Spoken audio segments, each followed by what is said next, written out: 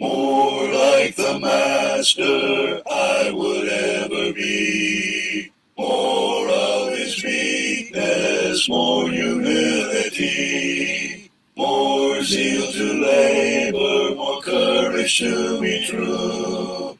More consecration for work he bids me do.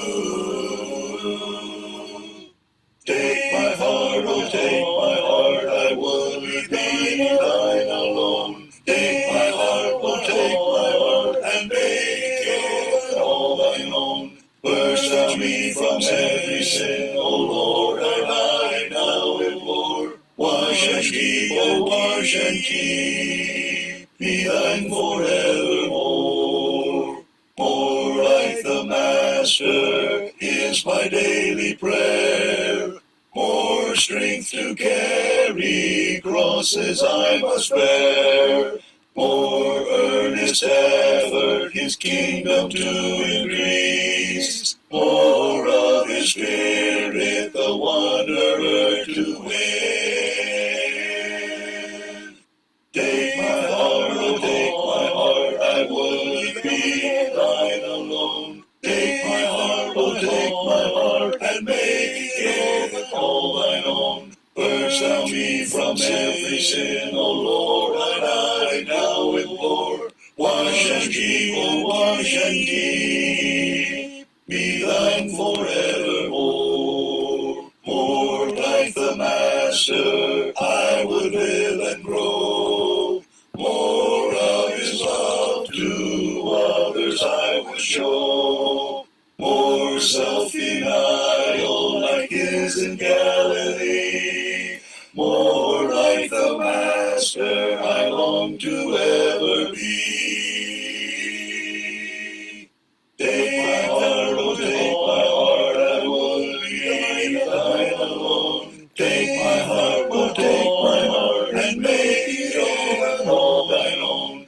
Purge thou me from every sin, O Lord, I now implore. Wash and keep, oh wash and keep me thine forevermore. When Jesus comes to reward his servants, whether it be noon or night, faithful to him will he find us watching, with our lamps all trimmed and bright. Oh, can we say we are ready, brother, ready for the soul's bright home? Say, will he find you and me still watching, waiting, waiting when the Lord shall come? If at the dawn of the early morning he shall call us one by one, when to the Lord we restore our talents, will he answer thee, well done? Oh, can we say we are ready, brother, ready for the soul's bright home? Say, will he find you and me still watching, waiting, waiting when the Lord shall come? Have we been true to the trust he left us? Do we seek to do our best? If in our hearts there is naught condemns us, we shall have a glorious rest. Oh, can we say we are ready, brother, ready for the soul's bright home? Say, will he find you and me still watching, waiting, waiting when the Lord shall come? Blessed are those whom the Lord finds watching, in his glory they shall share. If he shall come at the dawn or midnight, will he find us watching there? Oh, can we say we are ready, brother, ready for the soul's bright home? Say, will he find you watching, waiting, waiting when the Lord shall come.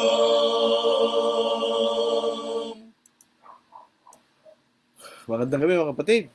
Ngayon po ay Webes ng gabi. Tayo pinagsimula nung Martes, tapos ngayon po ay Webes. Kaya tayo po ay nagagalak sa pagkakataon po ito na muli ay magkasama po tayo sa internet, dito po sa Facebook, para po sa ating sama-samang pag-aaral. Ano po? Minabuto ka po pag-aralan to Romans chapter 14, dati may kaugnayan po sa fellowship. Marami po ang naniniwala at nagtuturo na ang Romans 14 daw po ay nagtuturo na kapag tayo may mga doctrinal differences, pwede nating gamitin ang Romans 14 to compromise para magkaroon po tayo ng unity despite the doctrinal differences. Ang turo po niya ng unity in diversity at hindi po natin pinaniniwalaan yan. Ano po? Ito po ang ating bibigyan pansin sa gabing ito, sa Romans 14.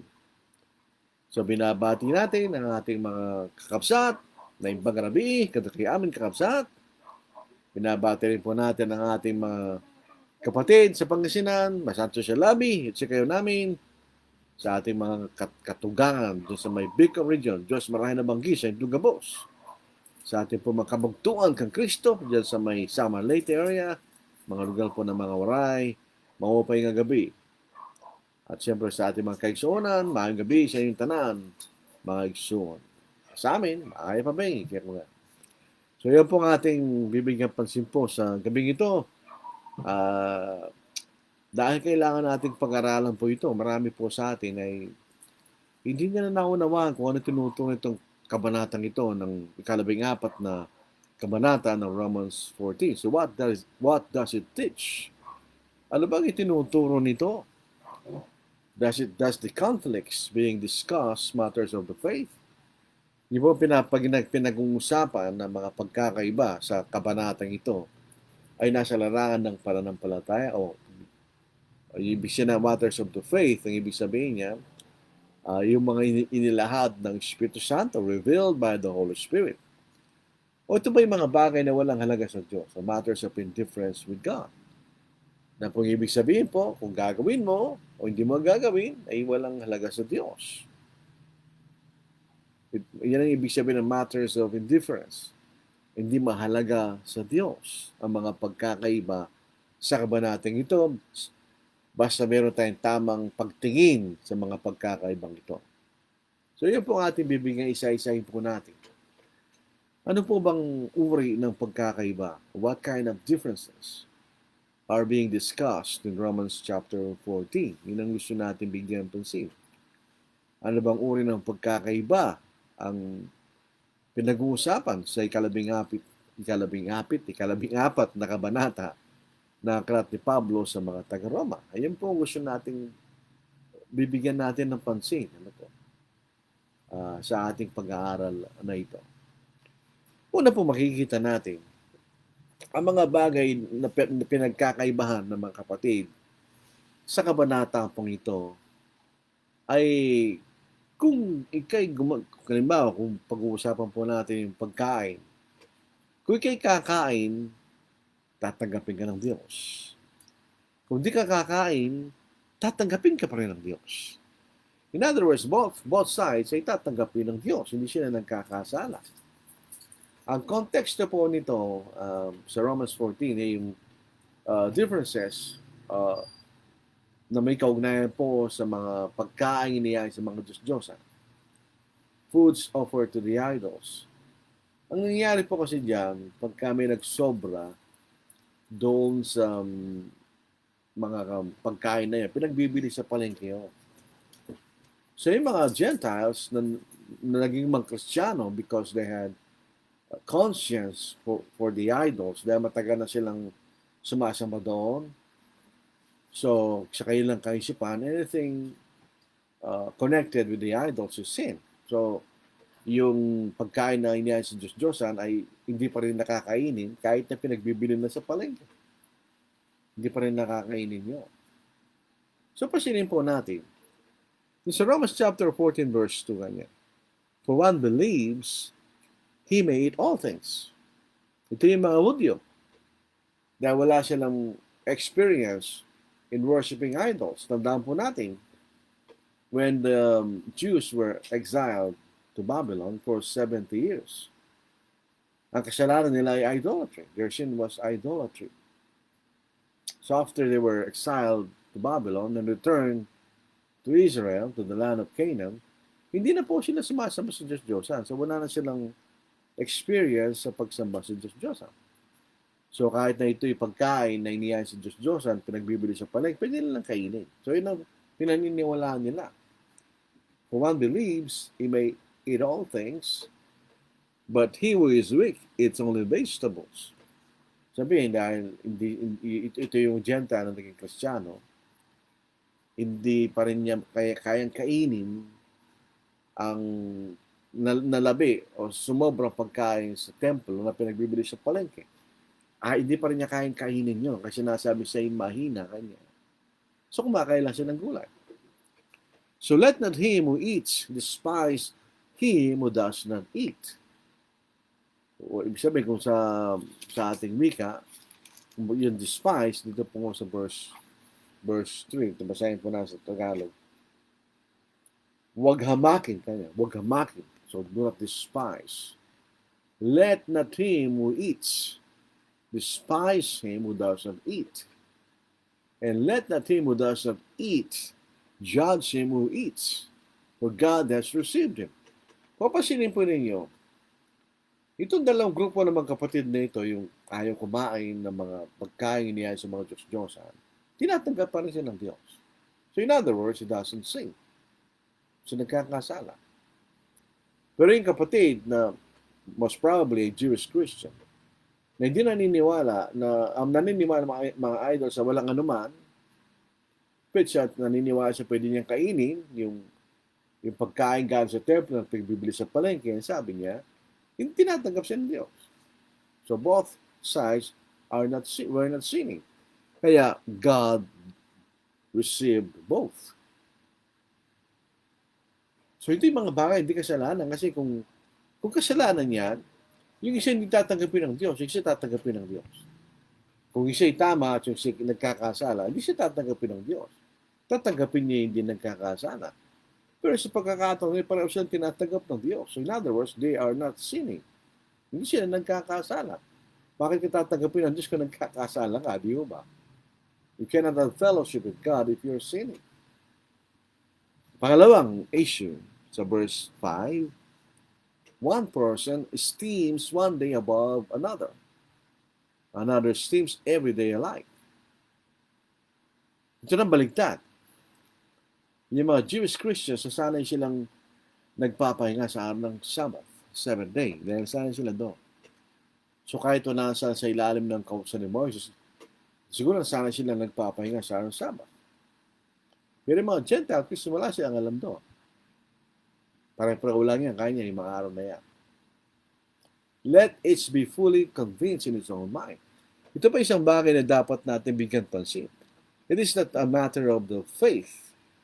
Kasi pag of the faith, ito po ay galing sa salita ng ating Panginoon o sa salita ng Diyos. Pero dito, ang batayan ay ang sarili mong kaisipan. In other words, kung iniisip mo na hindi ka naman nagkakasala kung magpapahinga sa araw ng Sabado, okay sa desisyon. If you are fully convinced na every days are alike, okay sa desisyon. Hindi siya nagkakasala. Kaya sabi ni Pab ng ating sa verse, he who observes the day, observes it to the Lord. And he who does not observe the day, to the Lord, he doesn't observe it. In other words, kung ino-observe mo isang araw, most probably Sabbath day na nagpapahinga sa araw na Sabbath, although hindi ka na naniniwala doon sa Ten Commandments, panasanay ka, hindi ka nagkakasala sa Diyos. Pero ang isa, kung okay lang ang araw-araw, pareho-pareho lang, okay lang sa Diyos yun, di ba? Sabi nga, ulitin natin, he who observes the day, observes it to the Lord. And he who does not observe the day, to the Lord he doesn't observe it. So, parang silang tinatanggap ng Diyos. Hindi sila pero nagkakasala. Bumalik kayo sa pagkain. He who eats to the Lord, for he gives God thanks. He who doesn't eat to the Lord, he doesn't eat and gives God thanks. So kung ito yung matters of pagkain na iniyain sa Diyos, ha? Kung kinain mo yan, kinain mo sa Diyos. Na pinagbilin sa palengke, di ba? At ikinagpapasalamat. Kung di mo ito kinain, hindi mo ito kinain sa Diyos. At hindi ka na nagkakasala. So dito nakikita natin, yung pagkakaiba rito, things which either way God will accept. Kung ano man ang iyong paniniwala sa mga bagay nito, tatanggapin kayo pareho ng Diyos. In other words, you're not sinning. Hindi kayo nagkakasala. Hindi nagkasala yung kumain sa mga pagkain niya sa Diyos-Diyosan na pinagbibili sa palengke. Hindi nagkasala yung ayaw kainin nyo at kumakain lang siya ng gulay. Yung nagtatangi ng isang araw, ito yung nagtatangi sa Diyos. Doon sa araw na yun. Yung nagtatangi na pare-pareho ng araw, nagtatangi pare-pareho ng araw sa Diyos. Tinatanggap rin siya ng Diyos. So hindi sila nagkakasala. Maliwanag po sa ating ka-Espanyol. Number 2, dahil hindi sila nagkakasala, we cannot judge one another on these things. Pagka nagkasala ng isang kapatid, kailangan natin siyang atulan na siya nagkasala. Remember 1 Corinthians chapter 5? Yung isang kapatid na lalaki ay inaari niyang asawa ng kanyang ama. He was judged, di ba? Na nagkasala. Pero dito, hindi mo pwedeng atulan yung isa. Bakit? Hindi naman sila nagkakasala. So if a person is not sinning, you cannot judge him, di ba? Kaya dito po sa next point na gusto natin bigyan pansin, we cannot judge one another on these things. Now this is verse 10, sabi ni Pablo, why do you judge your brother? Kanya? Or why do you show contempt for your brother? Bakit mo inahamak ang kapatid? Kanya? For we shall all stand before the judgment seat of God. Right. Ang ating Panginoong hahatol, hindi tayo kanya. So hindi sila nagkakasala, kaya hindi mo sila pwedeng hatulan. Bakit siya sa atin magbibigay tayo ng account sa Diyos? Dito po sa verse 12. So, then each of us shall give account of himself to God. Well, pagka nagkamali ka dyan, at tinutulang mo yung kapatid, hindi dapat natulang, ay bibigay ka ng sulit sa Diyos sa ginawa mo yun. Di ba? Tandaan natin yun. Kaya sabi niya, magbibigay sulit tayo sa Diyos. Kaya mag-ingat tayo sa huwag nating atulang yung kapatid sa mga bagay na ito kanya. Sabi nito, sa verse 13, therefore, let us not judge one another anymore. Hindi ito absolute statement. Ito'y pangungusap lamang na may kaugnayan sa Romans 14, sa mga bagay na pinag-uusapan sa Romans 14. But rather resolve this, not to put a stumbling block or a cause to fall in our brother's way. Pag sinabing stumbling block, ito yung nagiging adlang. Ang stumbling block, ito yung ganito, hindi niya ayaw niyang kumain dahil labag sa kanyang kalooban, sa kanyang conscience, pinipilit mo siya at siya kumain. Nagkasala siya, di ba? O dahil sa hindi natin pag-iingat, ay may isang kapatid na nasasaktan at nawawala sa pananampalataya. So ito yung mga bagay na first, parehong tinatanggap ng Diyos. Second, hindi natin pwedeng hatulan. We cannot judge on these things. Yun ang sinasabi sa atin. Third point, these are things that are not unclean in themselves. So hindi sila marumi sa kanilang sarili. So hindi sila kasalanan sa kanilang sarili. Pag sinabing they are not unclean in themselves, hindi natin pinag-uusapan rito yung physical cleanliness. Hindi. Ang pinag-uusapan natin dito ay spiritual. They are not spiritually unclean. So, hindi sila kasalanan. Tingnan niyo sa verse 14. Ano po? I know And I am convinced by the Lord that there is nothing unclean in it of itself. Again, hindi po ito absolute statement. Ito'y may kaugnayan sa mga bagay na pinag-uusapan sa Romans 14. Dahil may mga bagay na hindi natin pwedeng gawin because they are sins. They are unclean. Pero sa mga bagay na pinag-uusapan dito, they are not unclean of themselves. So, hindi sila kasalanan kanya. But to him who considers anything to be unclean, to him it is unclean. Yung kapatid na hentil, Gentile, na ayaw pa rin kumain, doon sa na sobrang pagkain sa templo na pinagbibili sa palengke, para sa kanya marami yun. So, it is unclean.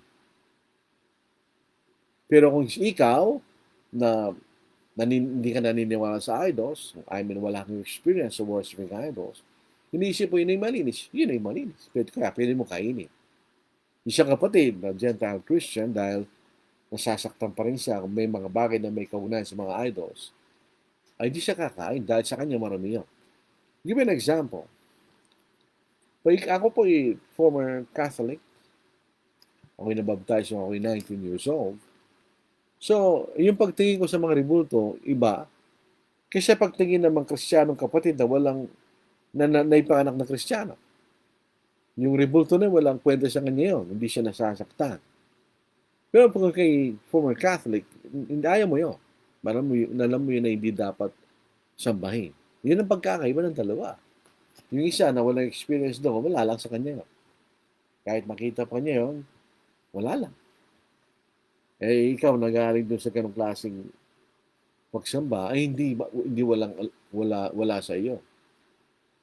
Eh, hindi mo talaga, you have a strong feeling against it. Yung isa, wala. Ganun yung makikita natin dito. Yung mga pagkakaiba. So doon sa third point, I know and I'm convinced by the Lord Jesus that there is nothing unclean of itself. But to him who considers anything to be unclean, to him it is unclean. Yet, if your brother is grieved because of your food, you are no longer walking in love. Do not destroy with your food the one for whom Christ died. In other words, ganito po yung makikita natin diyan. Alam mo na yung kapatid na yun, he has a strong feeling against eating anything used in the worship of idols na ito'y pinagbibili sa palengke. Pagkatapos, nakita kanyang kumakain ng pagkain na galing doon na pinagbibili sa palengke, you grieved your brother. Saktan mo ang kanyang kalooban, di ba? Hindi ka na kanya lumalakad sa pagmamahal, sa pag-ibig. Alam mo na yun siya nasasaktan. Case in point, sa US, during Christmas season, some Christian, they have Christmas trees. Sa kanila, walang lagay yun. Pero may mga Kristiyano na sa kanila, kasalanan nyo.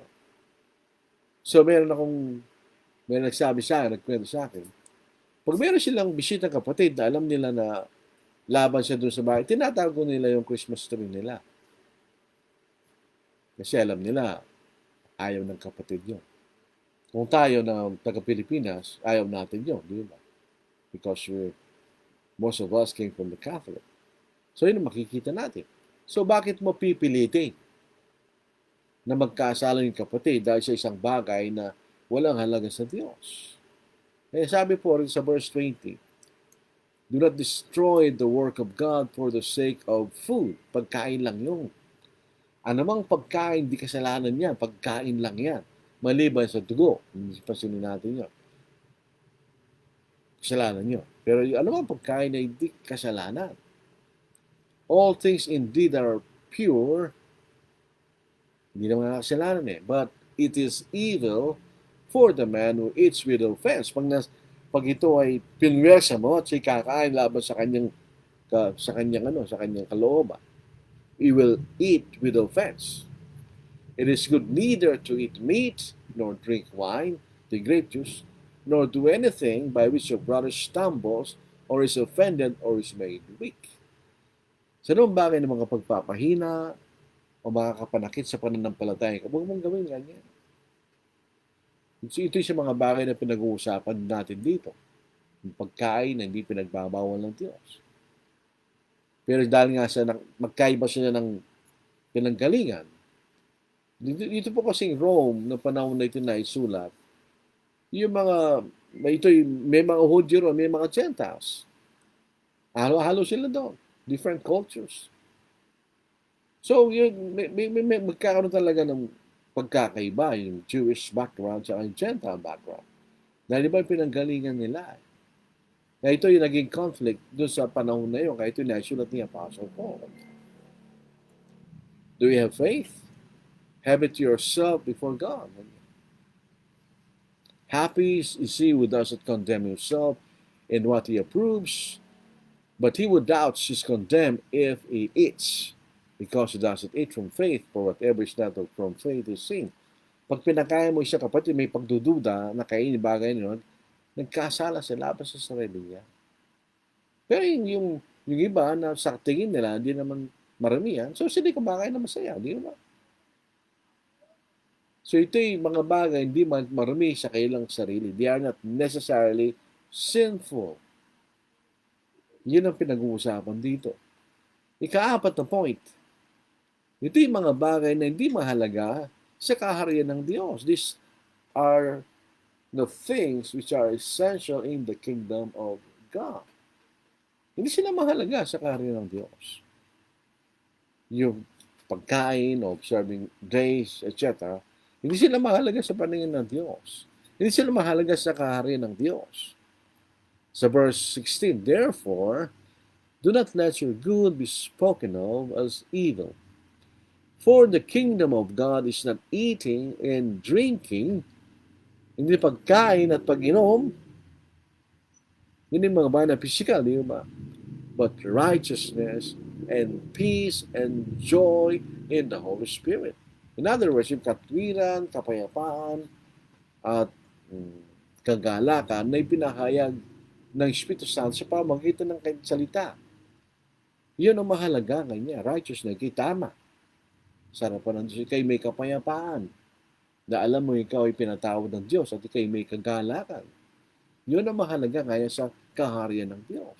Pero pagkain at pag-inom, hindi ito mahalaga sa kaharian ng Diyos. Hindi sila kasama sa kaligtasan. They are not matters of salvation. Basta kung ano ang yung pinaniniwan sa mga bagay na ito, yun ang yung ginagawa. For he who serves Christ in these things is acceptable to God and approved by men. So ito mga bagay na pinag-uusapan rito, yung pagkain at pag-inom. Ito hindi mahalaga sa Diyos. Yung righteousness, peace, and joy in the Holy Spirit, yan ang mahalaga sa Diyos. Hindi yung pagkain at pag-inom. So, bakit siya nagkakaaway? Bakit siya nagkakaroon ng problema? Sa mga bagay na hindi mahalaga sa kaharian ng Diyos.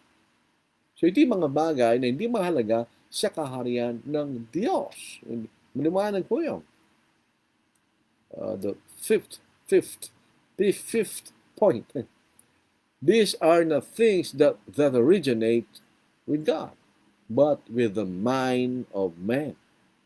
Ito galing sa mga salitang ipinahayag ng Diyos sa pamamagitan ng balaksulatan. Hindi tayo ito'y galing sa kaisipan ng tao. Basahin natin sa verse 5. One person esteems one day above another, another esteems every day alike. Let each be fully convinced in his own mind. Ibig sabihin, you be convinced in your own mind. Pero pag ang matters of the faith, we are convinced by the Word of God. Magkaiba yun. Ito, you are convinced in your own mind. So ito yung mga bagay na nasa galing sa tao, sa kanyang sariling kaisipan. So pag nag-uusapan natin the faith comes by hearing and hearing by the Word of God or by the Word of Christ. So ito yung mga bagay hindi ito galing sa salita ng Panginoon. Ito yung galing sa kaisipan ng mga tao.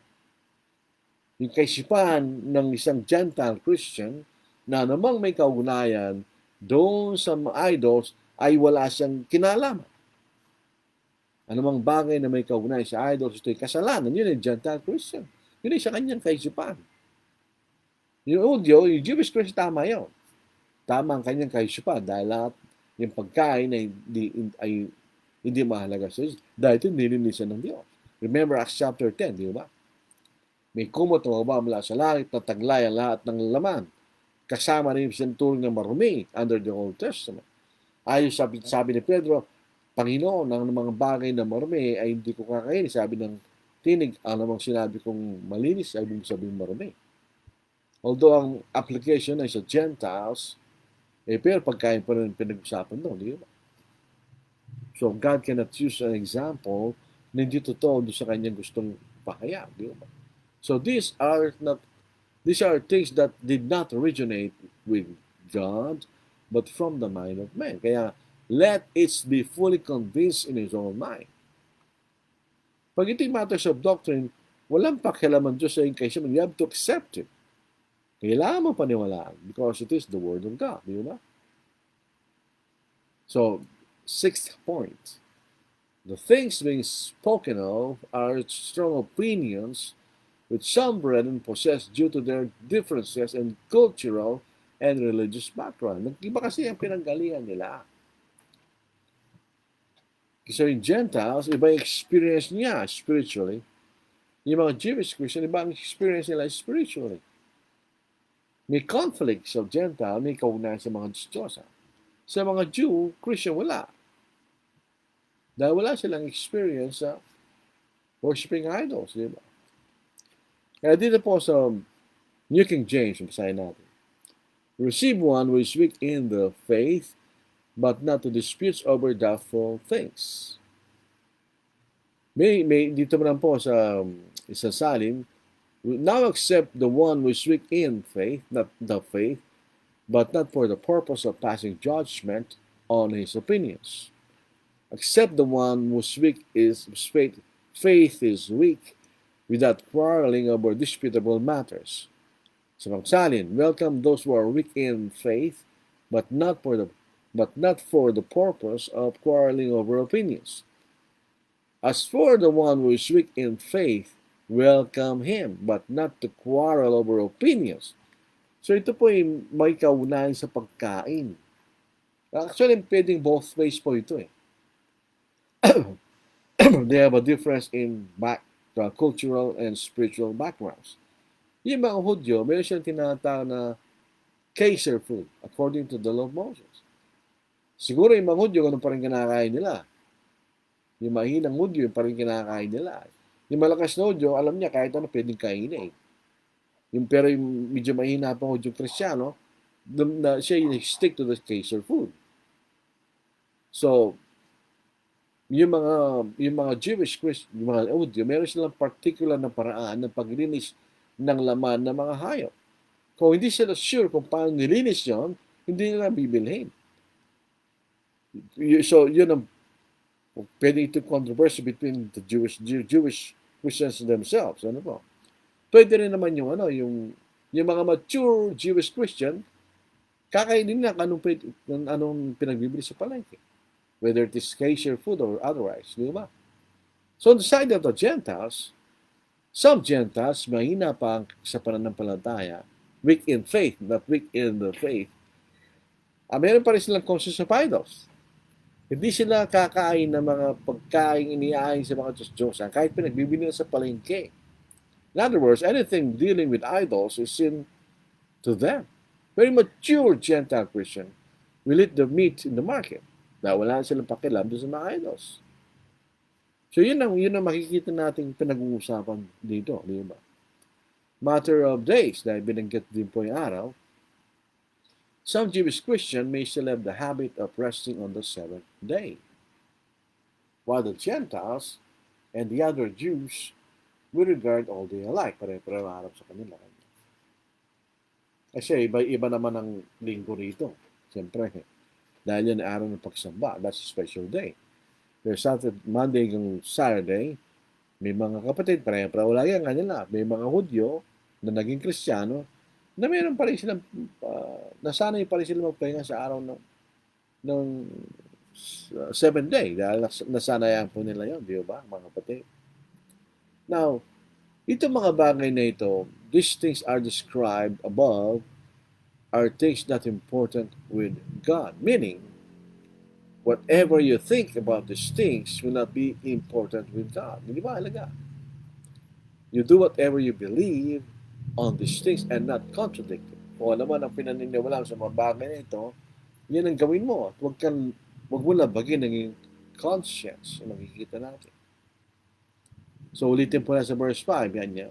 One person esteems one day above another esteems every day alike. Let each be fully convinced in his own mind. He who observes the day observes it to the Lord. And he who doesn't observe the day to the Lord, he doesn't observe it. He who eats to the Lord, for he gives God thanks. He who doesn't eat to the Lord, he doesn't eat and gives God thanks. So ang pangailangan lang dito sa mga pagkakaibang ito, the brethren on the both sides of the controversy need to be patient with one another. And not judge one another with the law, which the Lord never commanded. Yung pinag-utos ng Diyos ito, di ba? So, kailangan ng patience sa mga bagay na ito. Kaya nga pong advice ni Apostle Paul sa verse 19, sa mga bagay na pinag-uusapan sa Romans 14. Therefore, let us pursue the things which make for peace and the things by which one may edify another.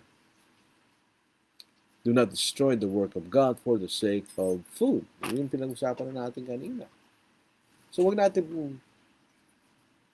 tayo magkaroon ng kaguluhan kaya sa mga bagay ito. Huwag natin katula, etc. para mapanatili ang pagkakaisa. Yung batas ng pag-ibig, the law of love, ganyan, must prevail sa mga differences in Romans 14. Verse 14, I know and I am convinced by the Lord Jesus that there is nothing unclean of itself. Wala raw marami sa sarili niya. But to him who considers anything to be unclean, to him it is unclean. Yet if your brother is grieved because of your food, you are no longer walking in love. Do not destroy with your food the one for whom Christ died. Therefore, do not let your good be spoken of as evil.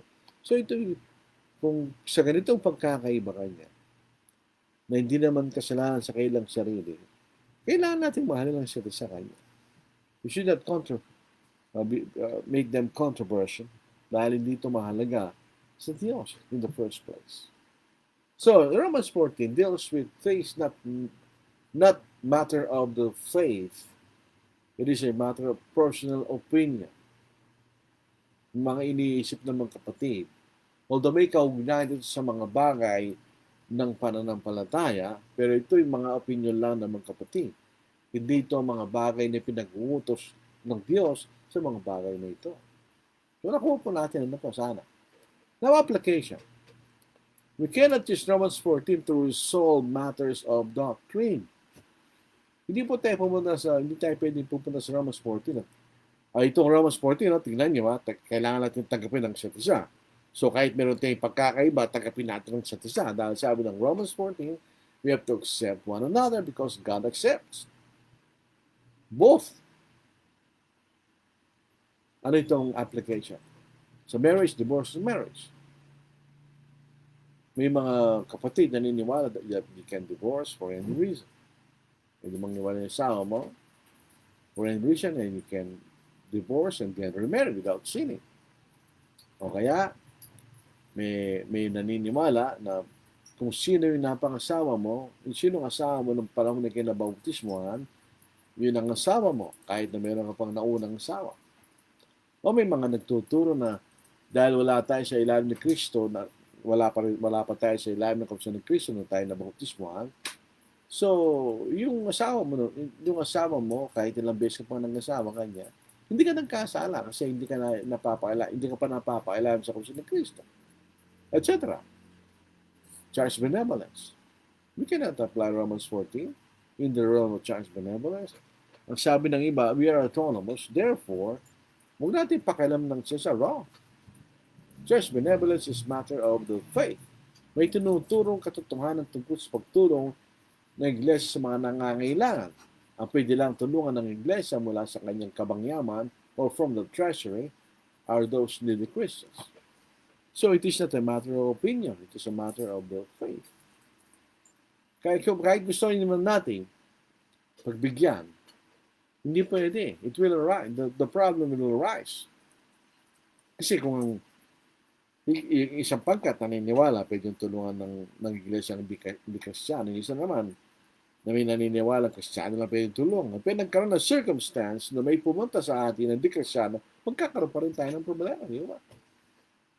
Ano pa? Entertainment in the church. Mayroon pong gawa-gawa niya.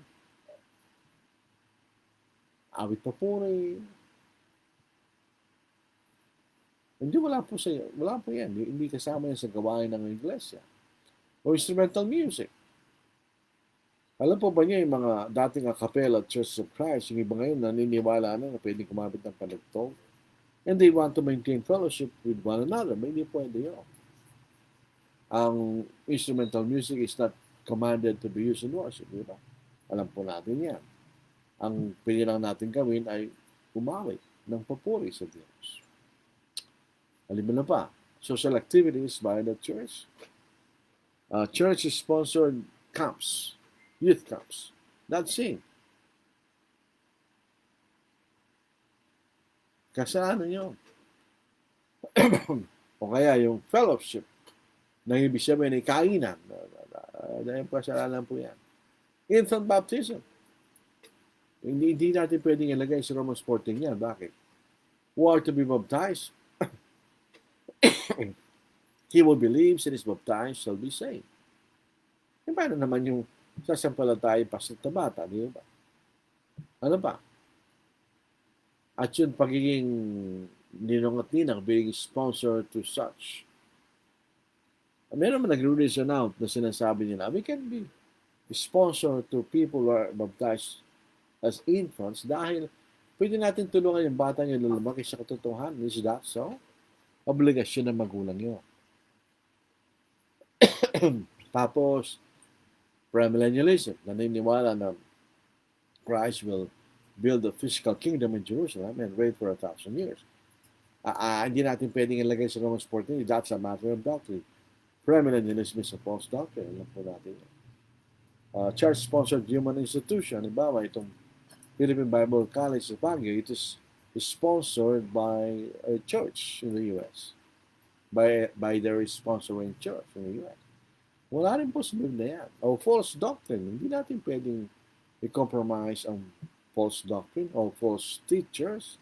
Hindi natin pwedeng makipag-fellowship sa mga false teachers. These are resolved by what the Bible teaches.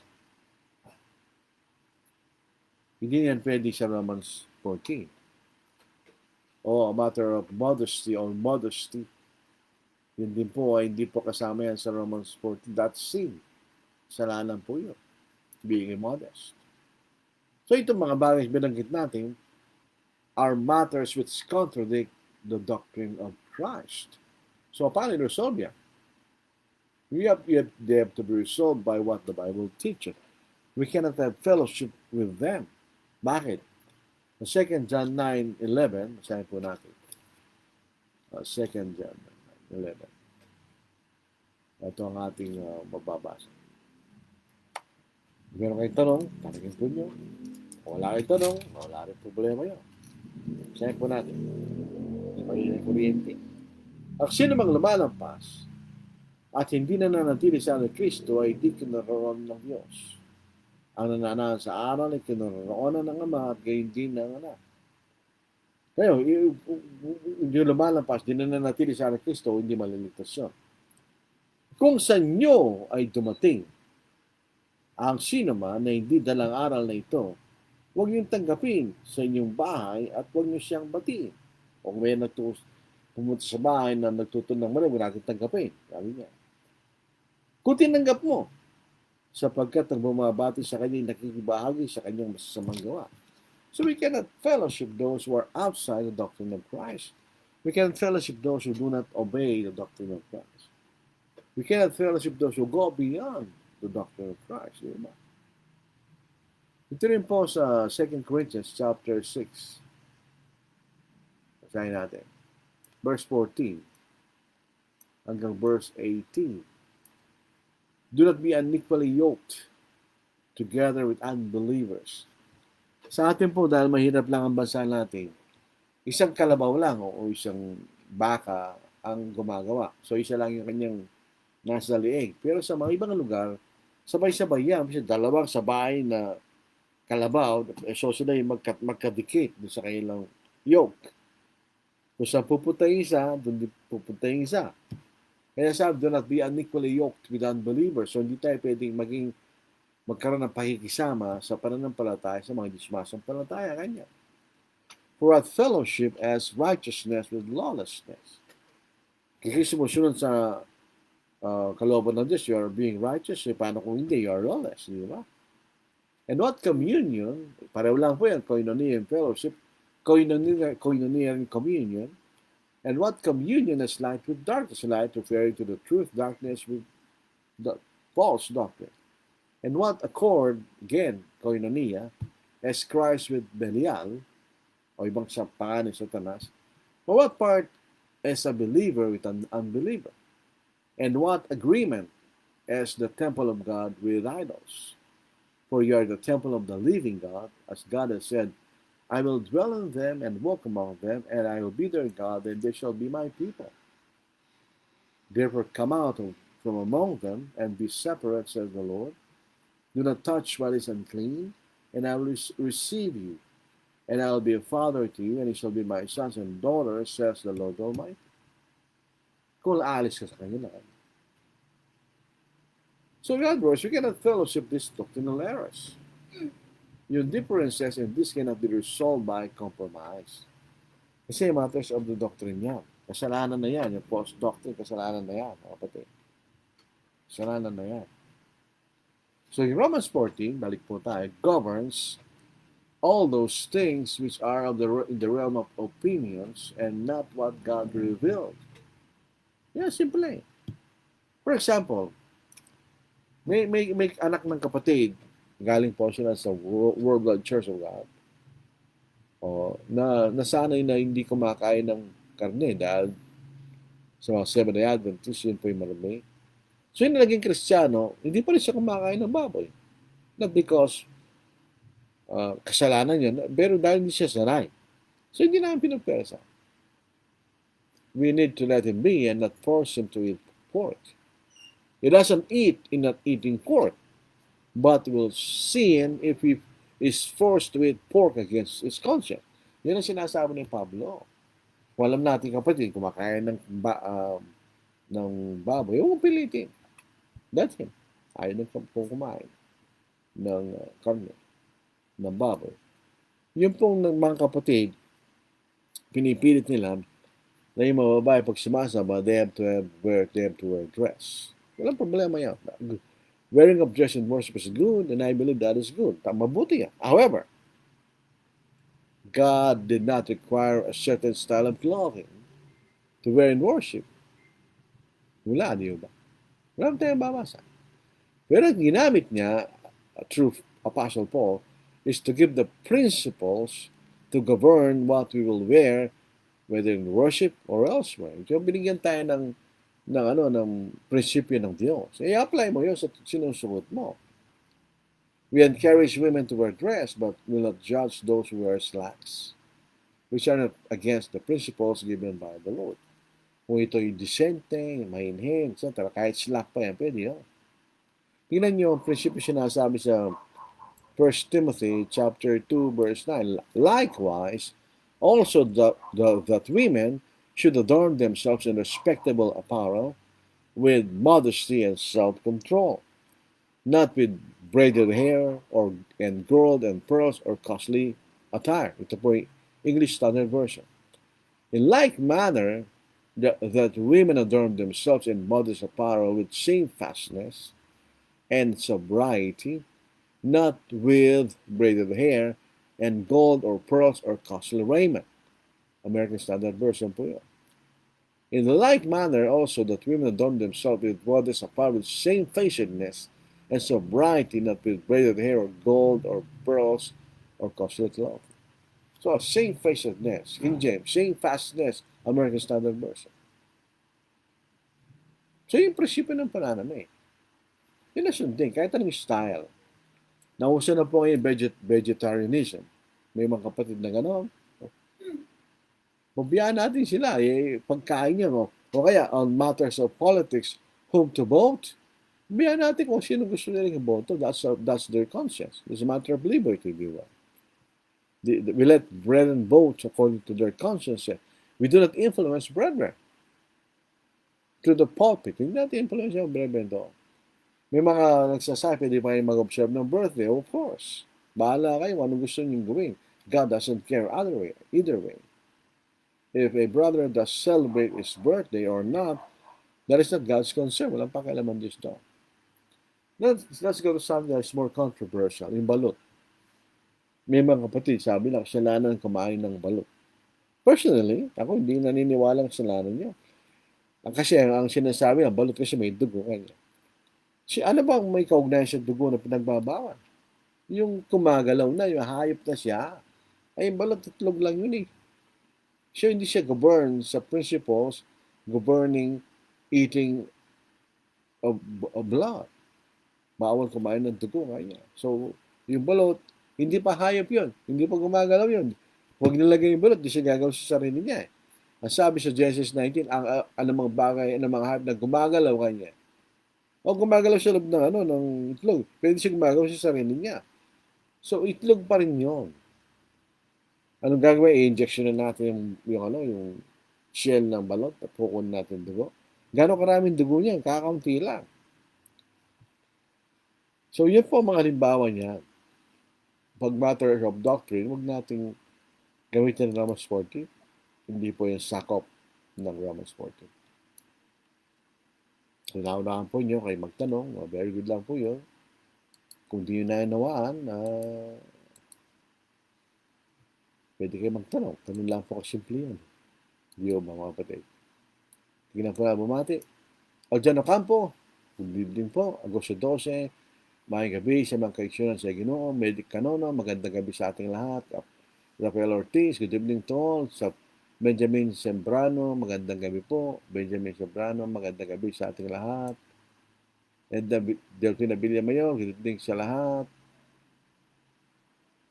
Joseph Sonorio, good evening po sa lahat. Iriga City Church of Christ, Florentino, Gabaon, Caridan, magandang gabi mga kapatid. Agosto 12, good evening po. Salamat po sa paliwanag. You're welcome. So, walang nagtanong. So, very good po yan. Walang nagtanong.